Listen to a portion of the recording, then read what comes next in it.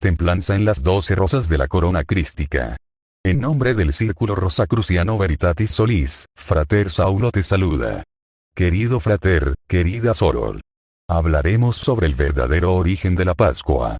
En esta época celebramos las Pascuas, una fiesta vacacional festejada por millones de personas alrededor del mundo que honran la resurrección de Jesús, tal y como aparece descrita en el Nuevo Testamento, sucedida 3 días después de su crucifixión en el Calvario. También es el día en que los niños esperan con entusiasmo al conejito de Pascua que llegará para entregarles sus dulces huevos de chocolate. Pascua es una fiesta móvil que se conmemora el primer domingo tras la luna llena del equinoccio de primavera. Además se produce en fechas diferentes por todo el mundo, desde que las iglesias occidentales pasaron a utilizar el calendario gregoriano, mientras que las iglesias orientales siguen usando el antiguo calendario juliano. Pero, ¿cuándo comenzó esta fiesta móvil, y cuáles son los orígenes de las tradiciones y costumbres que se celebran en este día, tan importante en el mundo? La mayoría de historiadores, muchos de ellos estudiosos de la Biblia, están de acuerdo en que la Pascua fue originalmente un festival pagano. Según el diccionario bíblico Unger, la palabra Pascua es de origen sajón, Eastra, la diosa de la primavera, en cuyo honor se ofrecían sacrificios cada año en aquellos días. Desde el siglo VIII los anglosajones habían adoptado el nombre para la celebración de la resurrección de Cristo. Sin embargo, incluso entre aquellos que sostienen que la Pascua tiene raíces paganas, surgen ciertos desacuerdos sobre cuándo surgió la tradición pagana de la fiesta. Aquí vamos a explorar algunas de estas perspectivas. Cuando hablamos de la Pascua, ¿cuál es la primera imagen que nos viene en la mente? Huevos rojos, roscones, conejos de chocolate, y la ya clásica vida de Jesús de Nazaret. Pero en realidad, ¿cuáles son las raíces de esta celebración? Definitivamente, como ya dijimos, la Pascua se celebra siempre el primer domingo después de la luna llena que sigue el equinoccio de la primavera. ¿Cómo es posible que una fiesta religiosa determina su fecha de celebración por las fases de la luna? La historia de la Pascua proviene de la leyenda sumeria de Tammuz y de su esposa Ishtar, un mito épico llamado el descenso de Inanna, que se encuentra explicado sobre tablillas de arcilla cuneiforme que datan del año 2100 a.C. Esta celebración no es nueva, la primera vez que se escuchó algo sobre la luna llena, tras el equinoccio de la primavera fue en Babilonia, cuando uno de los nietos de Noé, Cus, se casó con la bella Semiramis, aclarando que según la cultura cambia su nombre, llamada también Inanna o la ya nombrada Ishtar. Semiramis no era otra que la hija de la luna, la cual tras un ciclo de 28 días dio a luz a un nuevo gigantesco. Semiramis y Cus tuvieron un hijo llamado Nimrod. Nimrod, tras la muerte de su padre, se casó con su madre y se convirtió en un rey poderoso, mencionado bastantes veces por la Biblia, ya que fue el creador de la Torre de Babel. Sin embargo, este nuevo y poderoso rey, en algún momento fue asesinado por un soldado enemigo. Su cadáver se despedazó y se repartió por todas partes de su reino.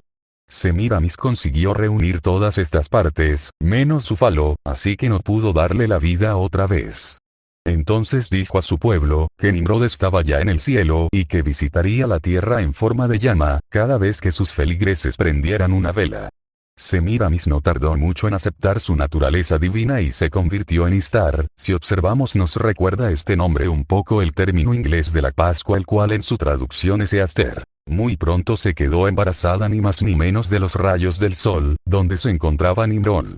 Su hijo se llamó Tammuz y exactamente como su padre se dedicó a la caza.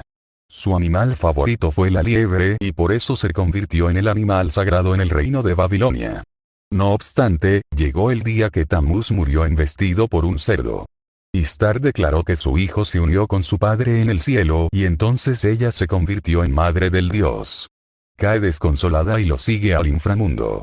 Una vez allí, ella entra a través de 7 puertas, despojándose de todos sus vestidos mundanos.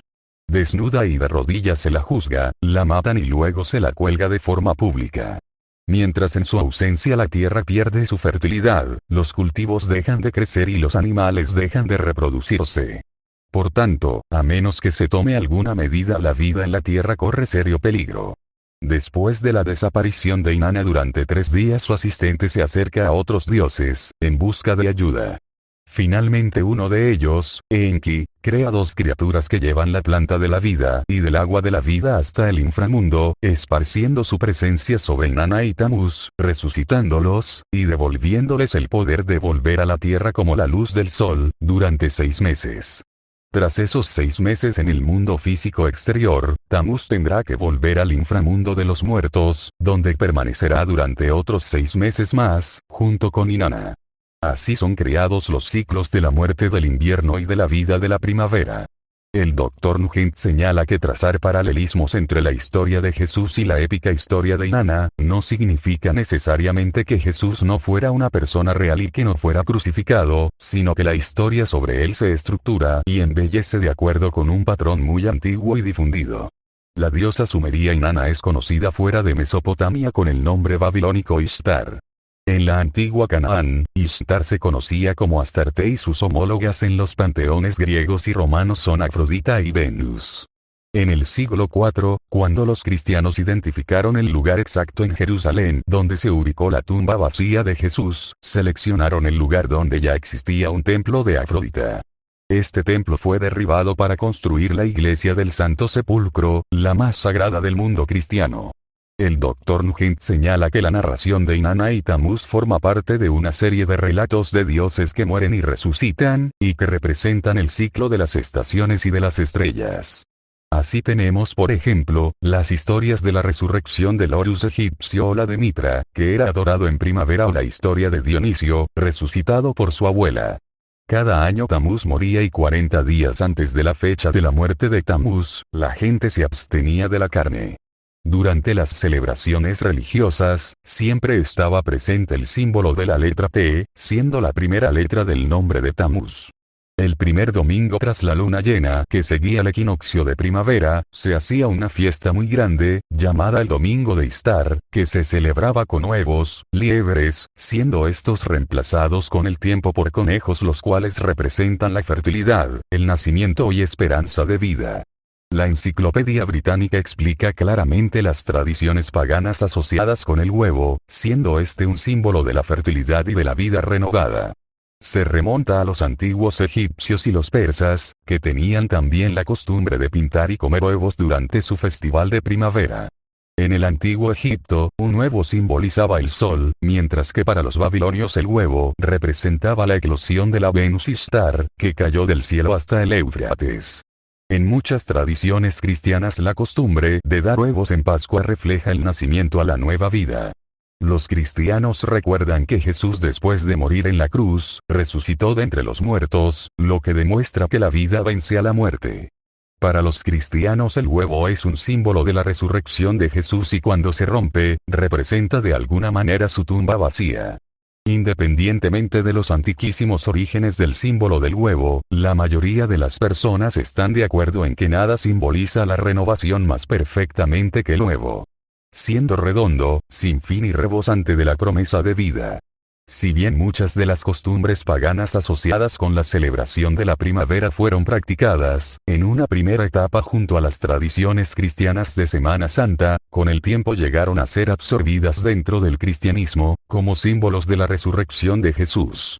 El primer concilio de Nicea en el año 325, estableció la fecha de la celebración de la Pascua, el primer domingo tras la luna llena del equinoccio de primavera. Se celebra como fiesta religiosa que conmemora la resurrección de Jesucristo o como un festejo familiar donde recibimos con nuestros seres queridos la llegada de la primavera, decorando huevos y conejitos. La festividad de la Pascua continúa conservando en la actualidad el mismo espíritu de renacimiento y renovación que albergaba hace miles de años. Aunque existen algunos paralelismos entre Jesús y Tamuz, también hay diferencias significativas en la evolución de la espiritualidad en el hombre. Jesús vino a salvar a la humanidad del pecado y el juicio divino. Tamuz se creía que salvaba a sus adoradores únicamente del hambre y la muerte física. Tamuz era pastor de ovejas. Jesús, pastor de hombres. Jesús prometía la vida eterna, mientras que Tamuz prometía abundancia material, aunque una vida finita a aquellos que le rendían culto. Jesús y Tamuz representan dos etapas muy diferentes en la historia de las religiones del Oriente. Si tu interés es seguir indagando en nuestros conocimientos, te invitamos a estudiar en nuestra fraternidad donde las enseñanzas son gratuitas, trabajando con el único fin de elevar a la humanidad. Luz, vida y amor.